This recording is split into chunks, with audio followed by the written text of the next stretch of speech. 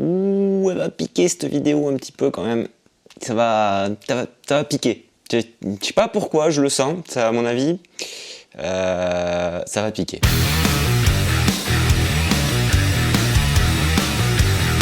Et salut les gens derrière l'écran, c'est François pour la chaîne Explique-moi encore et ça me fait encore une fois hyper plaisir de vous retrouver. J'espère que vous allez super bien. Et puis on approche à grands pas des 30 000 abonnés quoi. 30 000. Ouf, 30 000 quoi.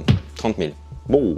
Alors aujourd'hui on va se poser, on va discuter un petit peu, on va parler d'un sujet un petit peu sensible et on va un petit peu démystifier un truc quand même. Je vous le donne en mille, le fameux look ou rendu cinéma qu'on voit dans beaucoup de titres de vidéos YouTube. Et je vous parle de vidéos qui sont destinées à des gens comme vous et moi, hein, pas forcément des gens qui sont sur des plateaux de tournage ou dans la réalisation de vrais cinémas. Et personnellement je l'ai déjà employé, je l'emploie encore de temps en temps en mettant des grosses guillemets quand même, hein, on est bien d'accord. Donc ce fameux nom de look cinéma, d'où est-ce que ça vient? Qu'est-ce que ça veut dire et est-ce que c'est une erreur de l'employer? C'est un truc qui revient quand même assez souvent. Alors déjà, cette fameuse mode de donner ce qualificatif de look cinéma ou cinématique aux vidéos, eh ben, ça vient tout simplement, comme très souvent, des States. C'est les Américains qui ont commencé à appeler les choses comme ça un petit peu sur YouTube. Cinematic footage, cinematic b-roll, how to make a GoPro look cinématique, tous ces titres-là qu'on voit un petit peu partout sur le YouTube anglo-saxon des filmmakers. En vrai, j'ai un meilleur accent que ça quand même. Hein. C'est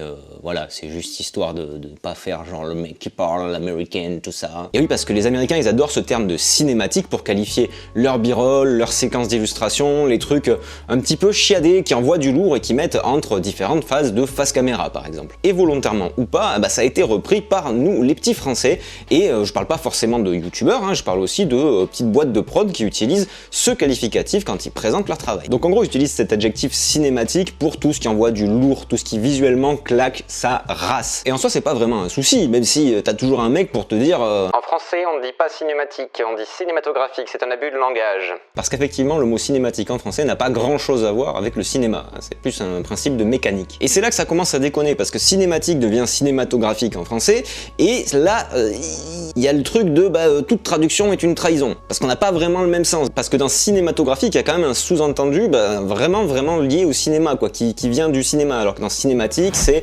rapport au cinéma qui comporte des éléments éventuellement de cinéma. Parce qu'au final look cinéma en soi ça veut rien dire, même si vous allez voir qu'après c'est pas dénué d'intérêt d'utiliser le terme, hein, bien au contraire. Et au ciné on peut filmer avec de la RED, avec une GoPro, avec un smartphone, pourquoi pas, c'est pas forcément non plus une histoire de matériel, mais plutôt de méthodologie et puis de tout ce qui va autour du cinéma, bien entendu. Parce que je pense que la plupart des créateurs qui font des tutos, moi y compris, quand on parle de look cinéma ou de rendu cinéma, on parle pas vraiment de faire du cinéma, on est bien en train de filmer avec des réflexes, on n'a pas les conditions de tournage, on n'a pas forcément les compétences aussi de gens qui travaillent dans le monde du cinéma, hein, c'est complètement différent. On parle en quelque sorte d'une émulation hein, de rendu cinéma, on va aller piocher par-ci par-là des petites techniques, des mouvements de caméra, filmer dans des profils flats, utiliser plus ou moins la profondeur de champ, l'éclairage, enfin toutes ces petites techniques là qui font que on a des vidéos qui sont pas des vidéos issues du cinéma, mais qui ont des qualités visuelles entre guillemets proche du cinéma. Après le problème c'est qu'en soi le terme ne veut rien dire et il est hyper subjectif, donc du coup on peut l'utiliser à toutes les sauces et pour n'importe quoi. Parce que dire qu'une vidéo a un rendu cinéma,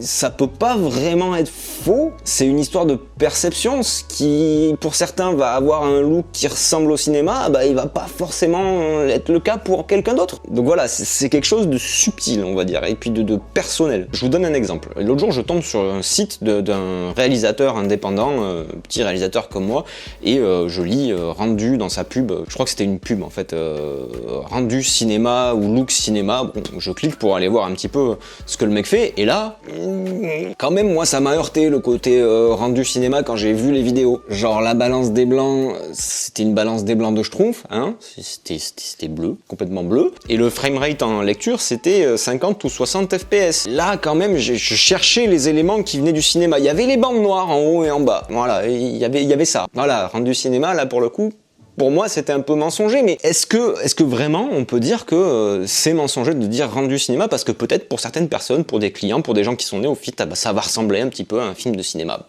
C'est pas scientifique quoi. Pour le coup, c'est pas hyper honnête non plus là. Ce que j'essaye de dire, c'est que quand on parle de look cinéma, on parle pas forcément du même travail que les gens à Hollywood. Je veux dire, moi je suis hyper admiratif des gens sur les plateaux de cinéma, je trouve ça juste carrément ouf, les équipes qui travaillent et qui arrivent à avoir des résultats juste dinguissimes. Enfin, je suis un grand passionné de cinéma, donc jamais j'aurais la prétention de me dire tiens, je fais des vidéos à la hauteur de ces mecs-là, quoi. C'est clairement pas le cas. Mais ça m'arrive d'utiliser le terme look cinéma parce que aussi ça parle à tout le monde. Quand on est amateur de vidéos, quand on regarde plein de tutos sur internet, quand on essaie de s'améliorer en montage, en captation et tout, quand on voit look cinéma, moi le premier, ça me fait tilt. Je me dis tiens, je vais aller voir peut-être qu'il y a des techniques pour avoir de belles images en fait, c'est plus ça. Mais en soi c'est un terme que tout le monde a assimilé, que tous les gens qui font de la vidéo ont assimilé, même s'il n'est pas juste. Et même le copain Steph Couchou, quand il a sorti sa vidéo de ouf, là, tournée au smartphone, il a parlé dans les réseaux quand il a partagé la vidéo de cinématique, et il a mis des grosses guillemets, parce que lui-même, je pense qu'il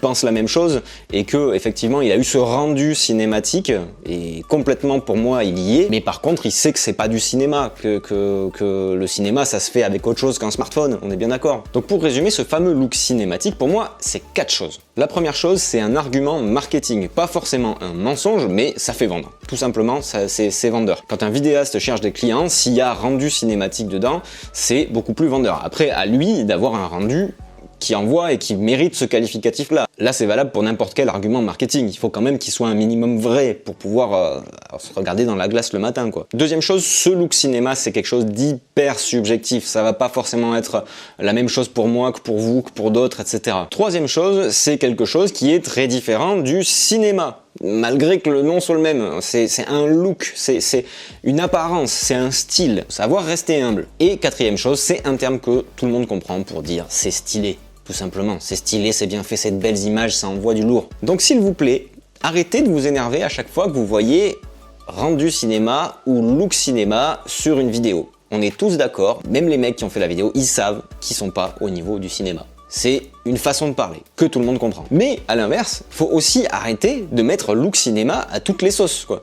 Bientôt, il va y avoir un truc genre look cinéma avec ta webcam. Faut pas abuser non plus, faut pas mettre look cinéma partout.